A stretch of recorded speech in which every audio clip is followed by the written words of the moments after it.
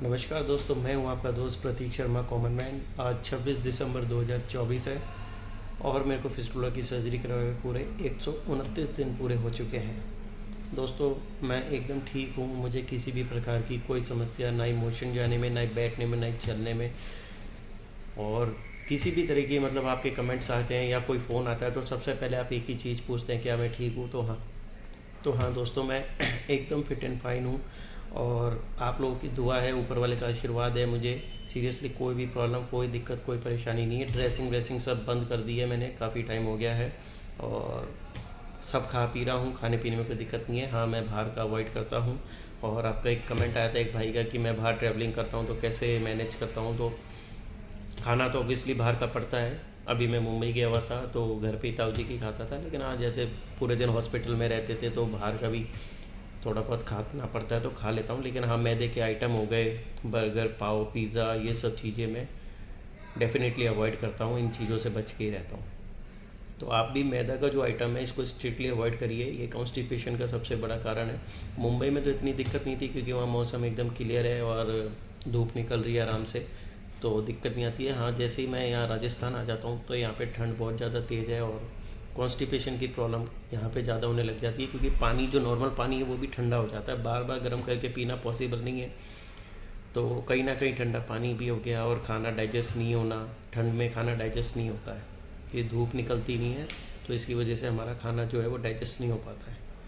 तो कॉन्स्टिपेशन की प्रॉब्लम ठंड के दिनों में ज़्यादा रहती है, तो आप इस चीज़ का भी ध्यान रखें।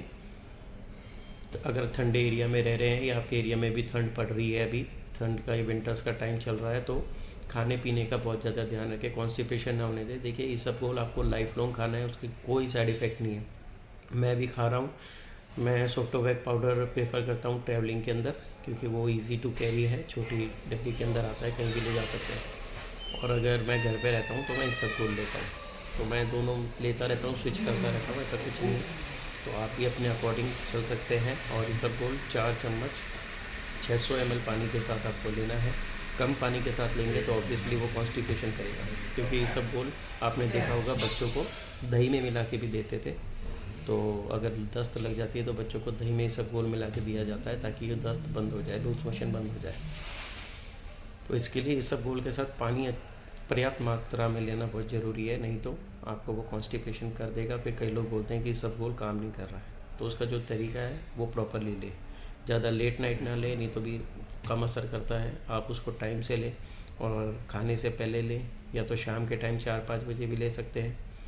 खाने के तुरंत आधे घंटे 1 घंटे पहले लेंगे तो वो आपकी भूख मार देगा, फिर आपसे खाना नहीं खाया जाएगा, बहुत हैवी हैवी पेट हो जाएगा, क्योंकि ऑब्वियसली फाइबर है, फाइबर हमारा पेट भर देता है। खाने में भी अब इसलिए बोला जाता है खाने से पहले सैलेड खा लें या और दूसरे फाइबर के आइटम खा लें, ताकि हमारा पेट उन चीज़ों से भर जाए, ताकि हम रोटी ज़्यादा नहीं खा पाएँ। तो यही रीज़न होता है कि डॉक्टर और बाकी न्यूट्रिशन आपको सलाह देते हैं कि खाने से पहले आप सैलेड प्लेट भर के खाएं, ताकि फाइबर की वजह से आपको ऐसा लगे आपका पेट भर गया है और रोटी आप 4 की जगह 2 ही खा पाएँ या 3 ही खा पाएँ। ठीक है दोस्तों, बात करते हैं एनल स्टेनोसिस की। ये हो सकता है पहली बार सुन रहे हैं, या जिसके साथ हो गया है वो जानता होगा ये क्या चीज़ है।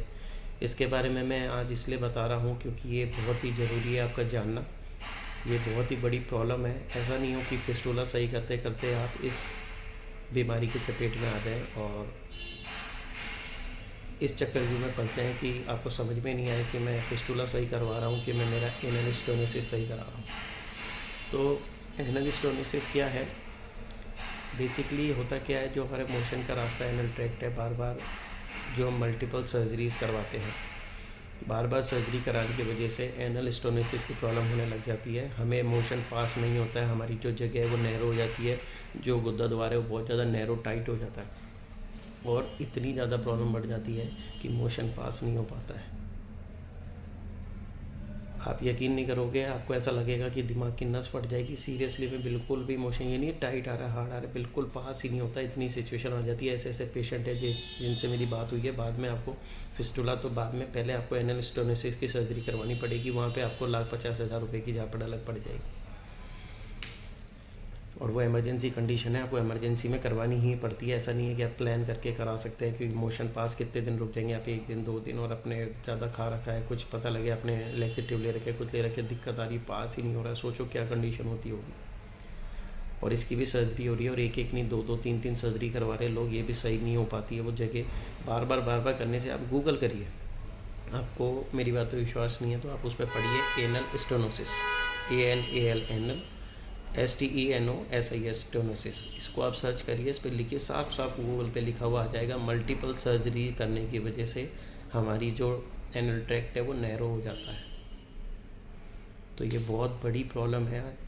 और इसके बाद, इसकी सर्जरी के बाद भी ऐसी ऐसी बीमारी हो जाती है जो आप सपने में भी नहीं सोच सकते।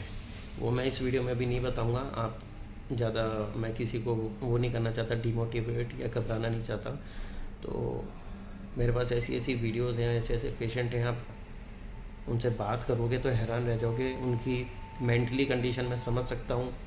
और उन सभी भाइयों से जो इसे फेस कर रहे हैं, मैं यही कहूँगा, जो आपके मन में ये बेकार ख्याल आते हैं कि मैं ठीक नहीं हो पाऊँगा या मैं सुसाइड कर लूँ, तो ये सब बेकार है। हर चीज़ का इलाज संभव है, टाइम लगता है। देखिए टाइम ख़राब चल रहा होता है तब ये सब प्रॉब्लम्स हो जाती है। डॉक्टर भी कोई जान करके ऐसा नहीं करता है कि मैं, मेरा पेशेंट आया तो उसको ये कर दूँ, डॉक्टर नहीं करता है। बेसिकली बार बार सर्जरी करने की वजह से ये प्रॉब्लम ऑटोमेटिकली हो जाती है। हमारी जो वहाँ की नसें हैं वो सब सिकुड़ जाती है, कॉन्ट्रैक्ट और नैरो हो जाती है बहुत ज़्यादा। तो ये बहुत ही बड़ी समस्या है एनल स्टेनोसिस की।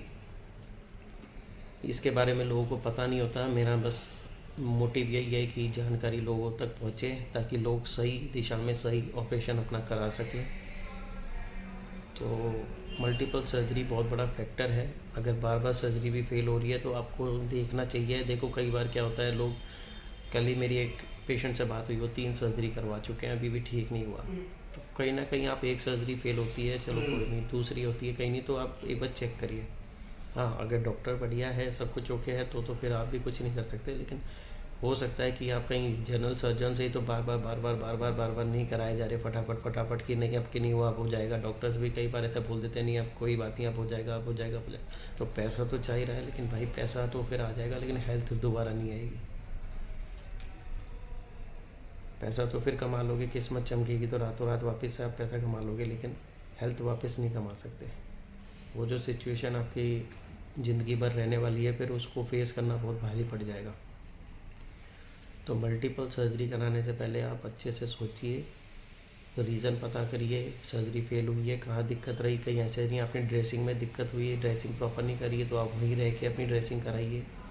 बहुत सारे कारण हैं। MRI पहले की बात की कंपेयर होती है, उसमें पता चलता है ठीक है, थोड़ा सा कोई ट्रैक रह गया, कुछ रह गया, तो ऑब्वियसली उसका तो छोटी सी एक सर्जरी सेकंड होती है, और 15 सेकंड बाद में डेफिनेटली सही हो जाता है। तो इस वीडियो में दोस्तों इतना ही। एनल स्टेनोसिस के बारे में आप थोड़ा सा रिसर्च करिए, पढ़िए, और इसकी जानकारी आप सबको होनी चाहिए, क्योंकि ये जब कंडीशन एकदम से फेस होती है तो आदमी बहुत घबरा जाता है। और ऑब्वियसली अगर सोचो मोशन पास नहीं हो रहा होगा तो क्या कंडीशन हो सकती है उस बंदे की, और थोड़ा सा भी पास नहीं होता, इतनी कंडीशन ख़राब हो जाती है। भाई से मेरी बात हुई थी, उनका बिल्कुल बंद हो गया था, बिल्कुल मोशन निकल नहीं जाता। बाद में एमरजेंसी के अंदर ऑपरेशन करके और फिर पूरा ड्रेनेज करा उनके। ठीक है दोस्तों, मिलेंगे नेक्स्ट वीडियो में। आप सब अपना ध्यान रखिए। मेरे लाइक कोई भी काम है तो आप मेरे को व्हाट्सएप कर सकते हैं, 9509517429। डिस्प्ले हो रहा है ये मेरा नंबर स्क्रीन के ऊपर, आप मेरे को व्हाट्सएप कर सकते हैं। मेरे से जो भी हेल्प होगी वो मैं करूँगा। इसके अलावा नए साल पे मैं बहुत बड़ी गुड न्यूज़ आप सबके लिए लेकर के आने वाला हूँ जल्दी।